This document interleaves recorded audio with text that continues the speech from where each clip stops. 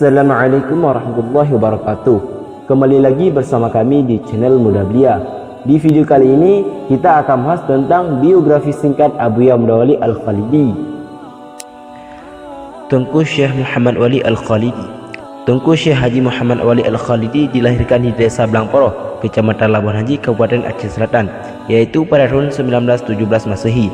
Nama kecil beliau adalah Muhammad Wali. Tidak ada famili satupun yang mengetahui tanggal dan bulan lahir beliau secara pasti. Ulama ini adalah putra bungsu dari Syekh Haji Muhammad Salim bin Malin Palito.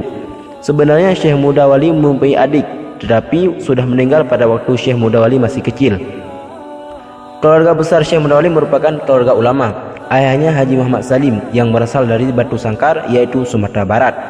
Beliau datang ke Aceh Selatan sebagai dai dan juga sebagai guru agama. Selain itu, kerabat beliau juga dipanggil paman, yaitu Tuanku Pulmat atau Syekh Abdul Karim yang juga seorang dai. Syekh Abdul Karim malah telah lama mendahului ayah Syekh Mudawali pergi merantau ke Aceh Selatan dan bertempat tinggal di Labuan Haji dengan tujuan mengajarkan agama Islam. Haji Muhammad Salim menikah dengan Janadat, yaitu putri seorang kepala desa yang bernama Kecik Nyak Ujud yang berasal dari Kota Palak, Kecamatan Labuan Haji. Janadat inilah ibu kandung Syekh Mudawali. Keluarga ibu Syekh Mudawali juga merupakan keturunan ulama dan pemimpin masyarakat. Perjalanan dan pendidikan beliau. Darah kepemimpinan ulama rupanya menurun pula kepada Syekh Mudawali. Semenjak kecil beliau telah menunjukkan sifat kepemimpinannya dan sifat seorang ulama. Bakat itu terus dibina dan dikembangkan oleh ayahnya. Ayahnya membekali Syekh Mudawali dengan pengetahuan dasar agama Islam dan pengetahuan bahasa Arab. Pada usia 7 tahun, Syekh Mudawali dimasukkan ke sekolah Fairfox School di Kutatring. Sekolah tersebut dikenal hanya untuk putra bangsawan. Bahasa pengantar yang dipakai adalah bahasa Belanda. Beliau menempuh pendidikan di sana hanya selama setahun. Ayahnya merasa pendidikan yang dijalani oleh Syekh Mudawali belum cukup. Maka Syekh Mudawali melanjutkan studinya ke daerah yang ada di Kabupaten Aceh Selatan. Pada tahun 1926 Masehi, Syekh Mudawali menuntut ilmu di daerah Al-Jami'atul Khairiyah di Labuan Haji yang dipimpin oleh Syekh Muhammad Ali.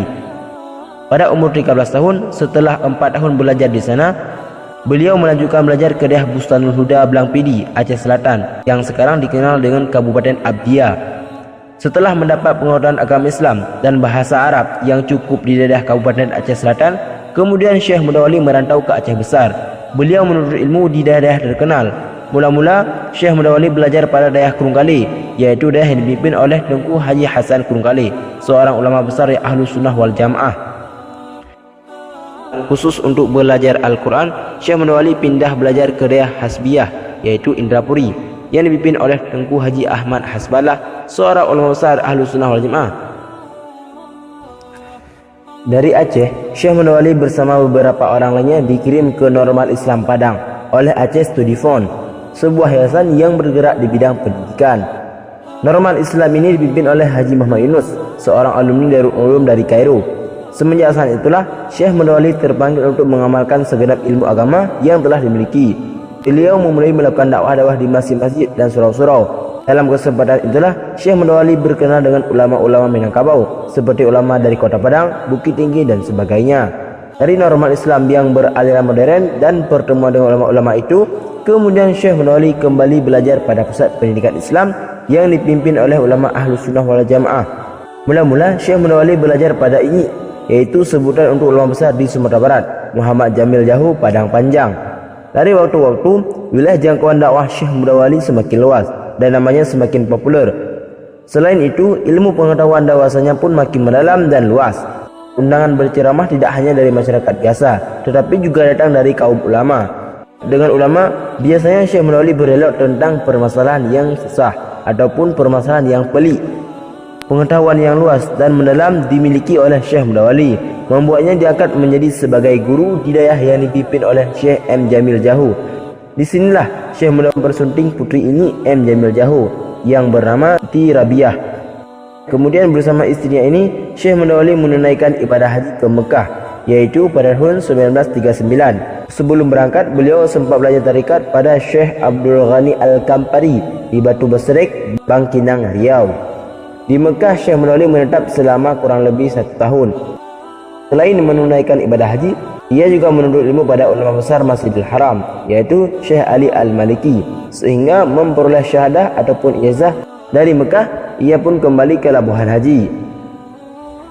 Selain itu, Syekh Munawwali juga menyalurkan aktivitas politiknya melalui parti. Walaupun di partai ini tidak terlalu aktif dalam politik, namun cukup berpengaruh besar. Di dalam kepengurusan partai, beliau duduk sebagai penasihat. Nama beliau juga diperhitungkan dalam jajaran ulama nasional. Beliau pernah diundang oleh Menteri Agama Kiai Haji Mansur, dan itu dalam rapat ulama besar se-Indonesia. Rapat tersebut membuat rancangan untuk memberi gelar Ulil Amri kepada pemerintah Soekarno. Beliaulah satu-satunya ulama yang menyetujui pemberian gelar itu, dengan catatan harus ditambah Ad-Dawri Bisyaukah. Usulan beliau ini akhirnya mendapat dukungan dari aklamasi dari peserta.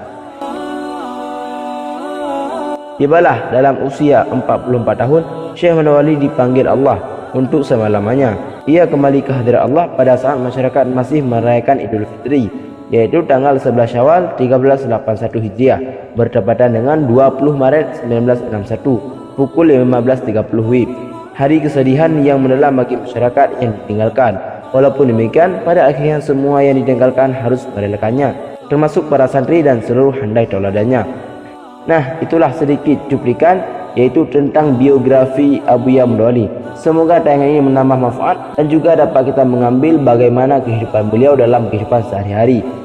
Cukup sekian di video kali ini, sampai jumpa di video yang akan datang. Wassalamualaikum warahmatullahi wabarakatuh.